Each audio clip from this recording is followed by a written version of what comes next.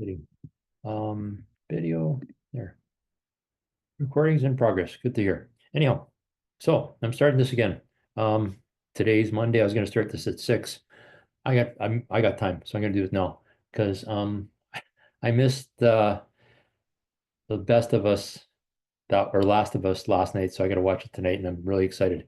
So anyway, so most of the people are watching this, I think, or have events coming up in May.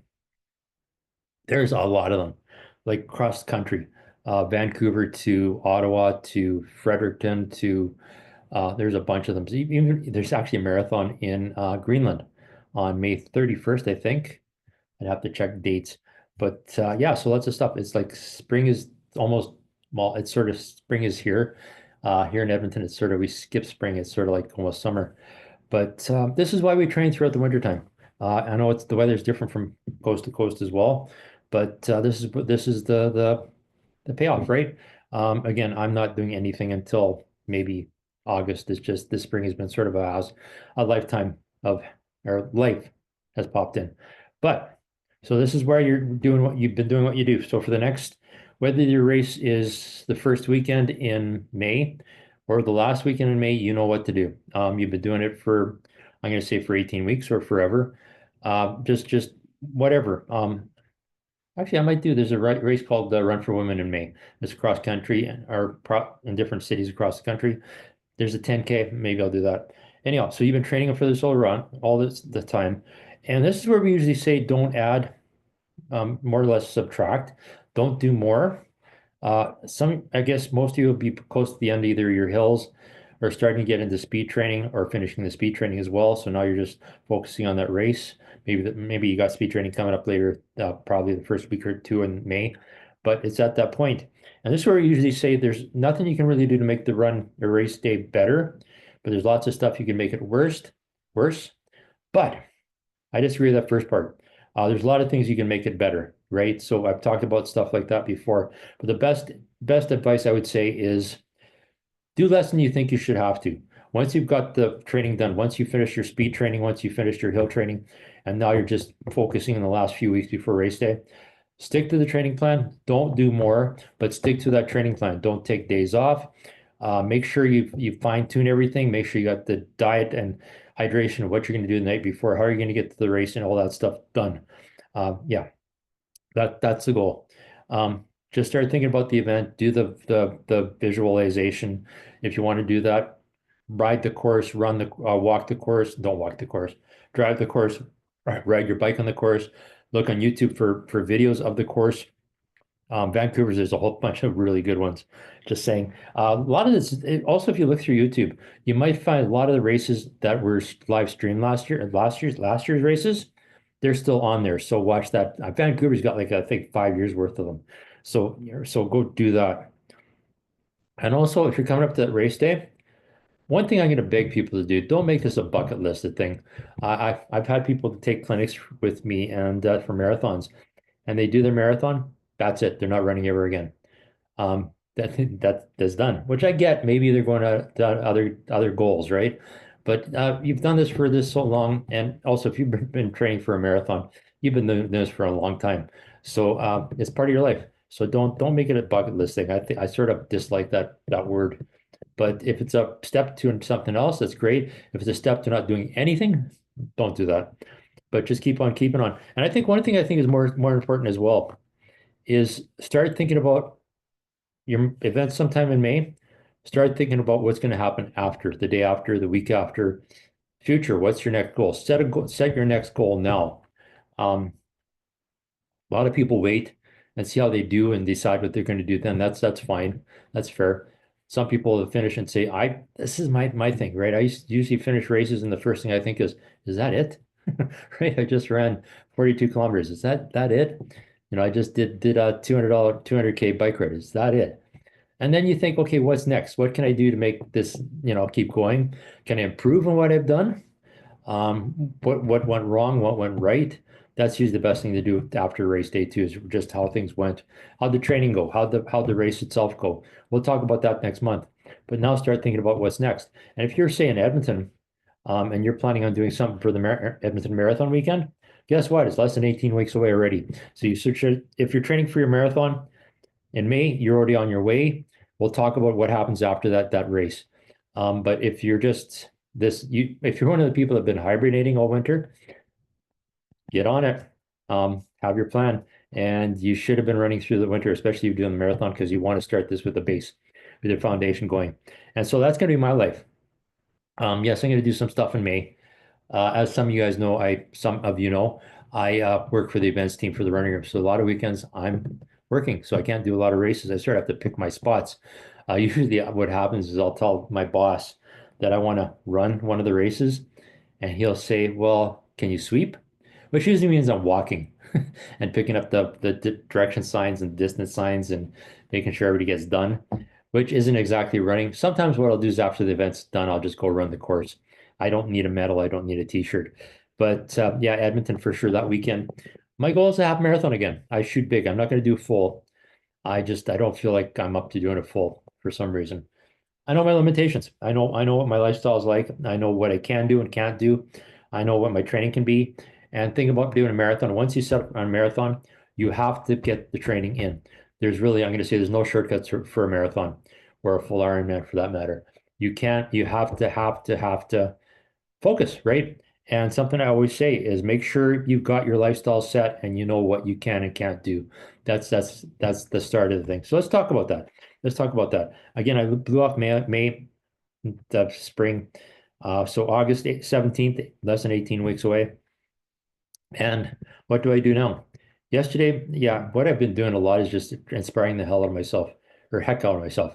Watching a lot of videos, YouTube videos, reading, looking back at what I've done in the past, how that's worked, what my PBs or PRs. I'm not really sure why they say PB or PR. Like I don't have a personal record or personal best. I think they're the same thing. But what worked, what didn't work, how much time has passed since then, right? That time I broke 2 hours and a half marathon. I was 50. So that's 16 years ago. So can I still think about doing that? Why not? But yeah, figuring that out. Watching videos, looking through running room, making use of ChatGPT to work out on plans, training plans. I'm working on that now. I've actually got a training plan sort of set. I just went back, grabbed the running room training plan from years past, just to complete that I can play around with because the training is pretty much the same for most of them. I think if you go faster, if you're going for a really fast marathon, like a 3 hour marathon or less, or maybe a 145 or 130 half, then there's a little more running involved. But for the running room further just to complete, there's usually 2 rest days. I usually think one rest day, one active rest day, but I'm doing something different as well. And most of you guys will know right away what I'm talking about. Excuse me. I'm going to do a lot more cross training. I'm going to stick to maybe 3, sometimes 4 runs a week, but pretty much 3 is going to be my limit. And then keep the endurance going by biking and swimming and doing a little more walking. Walking, whenever I walk, I think, why am I not running? But yeah, I'm again 66. Health has not been the greatest for the last months. And I think my parents' life has finally settled down. No more rushes to the ER, I think. Fingers crossed. But so yeah, so I know what my lifestyle is going to be. So I'm going to cross train a lot more and do some swimming, some biking, straight training for sure. More stretching, more yoga. And the other thing is I've got 2 chronic injuries I'm going to have to address like probably now. Knee problem that really for some reason just really barked at me this week. And it's not even the knee, it's that part between the calf and the hamstring and the behind knee. And that's for some reason, I don't know where that came from, but I think in more calf work. So I'll be doing calf raises and stretches and stuff. But this is the physio. For usually a lot of places, if you're thinking about this stuff, one thing we have to thank ourselves for in Canada, I know physiotherapy isn't covered with Medicare, but everything else is. Physio though, lots of physios their first visit they will cover. Usually it's free. It depends where you are, right? Depends on the physio. I think that's changing. I think our government's changing that, and we'll have to pay. But it's the first one. Nice about physios too. They don't want to see you more than they have to. So if they have to see 2 or 3 times, that's it. They're not like they want to see you every week or twice a week or anything like that. And if they can let you run, they'll tell you to run. You're fine to run. If physio tells you you can't run, you don't run. MDs or general practitioners. I'm not sure if I like the general practitioners that will recommend they go see a physiotherapist, right? Write a recommendation down for me. But yeah, so I want to get those looked after. I've got my plan set. A lot of people don't like ChatGPT, but I do, and I just like coordinating it with my training plan. And what should I do? What shouldn't I do? I think the neatest thing I did with ChatGPT recently, I was watching a video with Mick Jagger. I forget. Actually, he was on the Academy Awards, and oh my God, is he's like in his 80s, and he looks a lot younger, but skinny, right? Fit. And so I went to ChatGPT and asked, how is that possible? Well, he trains 3 hours a day, right? Not running and endurance and strength, and everything is broken up. And also his diet's very important to him. But he's doing 3 hours a day. And okay, my lifestyle won't allow for that because my wife and kids would be yelling at me. But I think 80, if he can do that, why not? I mean, he hasn't led the most healthy lifestyle for most of life. Mind you, he doesn't look like Keith Richards, but again, if he can do that, there's an inspiration for me. So I watched that and I thought, wow. So I went to ChatGPT and said, well, what does he do? So it gave me a list and gave me a training plan. And I just modified it a bit to get the running in, a little more running than he does. Just right now, Monday, Wednesdays, and Sundays. Or is it no? Something like that. Yeah, sort of like that. I'm doing back to doing Mondays, Wednesdays, Fridays, and possibly Sundays. And Sundays, if I can't do Sundays, I'll do Monday. If I can't do Monday, I'll do Sunday. That's I sort of got that figured out. And then the days I don't run, I do cross training, biking, and strength training, and yoga and stretching, and a lot of ab work. I'm trying to do 10 minutes of ab work at least a couple times a week, if not three or more times a week. Making love to my foam roller and making sure everything is just right. And the other thing is stay active once a day. Like Lululemon says, sweat once a day. I love that. There's something Lululemon does that I think their employees, I think, I don't know if they still do, but they would do a thing, not necessarily people in the stores, but people in the head office. They would get a project done, planks, crunches.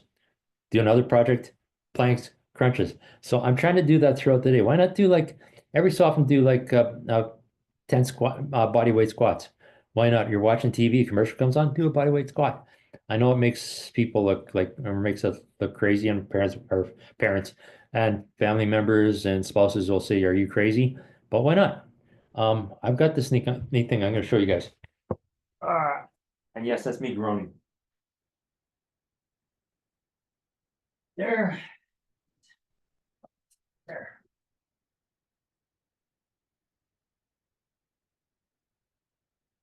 Yeah, and my daughter's home, so she's gonna be yelling every so often, so don't mind that. I got this thing in the mail years ago, and I'm gonna actually start using it. It's like a dice, and you just throw it, and hey, there you go. Why not do 15 squats with a twist? So just that commercial comes on, throw that on, and the top says 15 floor dips. Yay. Some of these things I don't actually know what they are. Uh, Superman's, so that's Superman for the lower back, right? You do like Superman. We used to do these in a gym and just go da da da da da. Anyhow, so yeah, so just to keep active, just keeps working, right? It's not going to wear you out. You're not going to be sore at the end of the day, but it adds to what you do. And if it gives you strength, flexibility, why not? Anyhow, so I've got things talked about races. If you're trying to figure out what a good race would be or your options, there's a magazine called Impact Magazine. It's published in Calgary. They've got Vancouver and Toronto versions of it. Look around your town. A lot of places will have it. I order mine online. I get it. I pay for it because I just don't want to miss it out. But there's different gyms, different places, the fitness places will have copies of it. Check it out. But this month's issue, the April issue, lists everything from from April to December, and every race across Canada, some international as well, and just go through it month for month. What can you do? What can't you do? Some will have links to the race events, right? And yeah, I think I love doing that. I like get my highlighter. What do I want to possibly do? Then narrow it down to what you can do. And I always say for like plan say 3 races for the year, 3 main goals. You can't, well, you could probably do a couple marathons a year if you want. Some people will try to do 3, but you have that recovery time between those. For a half marathon, you could probably do half marathons every week if you wanted to. There's some people that do marathons all the time. There's one guy I met in Victoria one year, and he would do older, and of course he's not running a lot of them, he's walking and running, but he would do marathons every weekend like some people golf. Like the tri-state sort of thing. If there's a marathon on a Saturday and another one on a Sunday that he could drive to, he would do them. But again, he's just basically walking 26.2 miles or shuffling. But that's kind of cool. That's kind of crazy. But yeah, pick three major events. And then if you want to slot things in between, like shorter events, 5Ks, 10Ks, whatever, just fun runs, that's fine. But make sure you have maybe three. I like two. I usually have one big one and then a couple things that are just a little bit less focused. Back when you used to do like Ironman races and stuff, there was that one race. And if I was doing an Ironman, I would not do a marathon. If I was doing a marathon, I wouldn't do Ironman. It's again, life and family, paying attention to that. Anyhow, um, yeah, and pick your lifestyle and figure out what you can do. Make sure you talk to family and friends. Figure out your work life. What can you do? What can't you do? If you're on the road all the time, or you're working shift work, or you're working 12 and 14-hour shifts, if you're yeah, it's a really intense career that you have. What can you actually do? Can you sacrifice something to do what you're planning on doing? Because it's not always that great. This is crazy. I don't know why it's looking like that. But anyway, yeah, because you want to be able to do. So I would say, first of all, begin looking back at your history, what your PBs and PRs were, what your strengths and weaknesses are. Can you fix those? And this thing, what's your head shape like?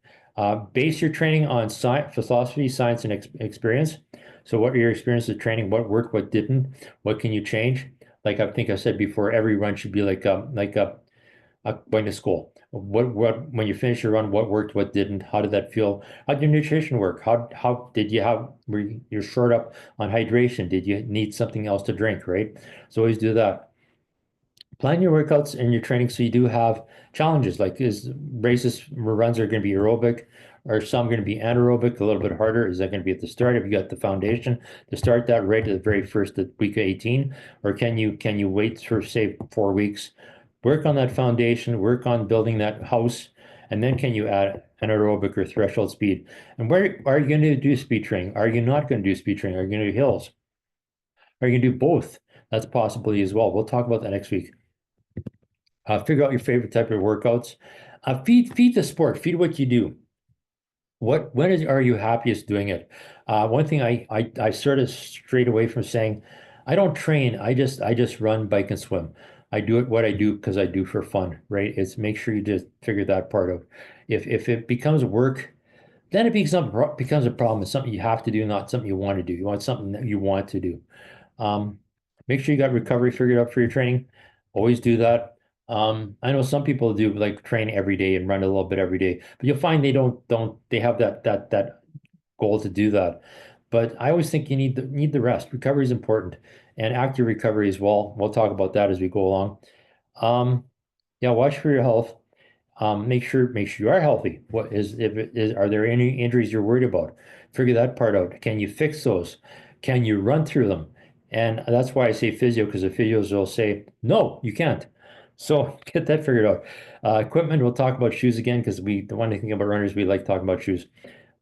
Yeah, keep it simple. I like that. Don't make your training too complex. If it becomes work and really like going out after your master's degree, nah, and don't look for things that you can't achieve. Don't.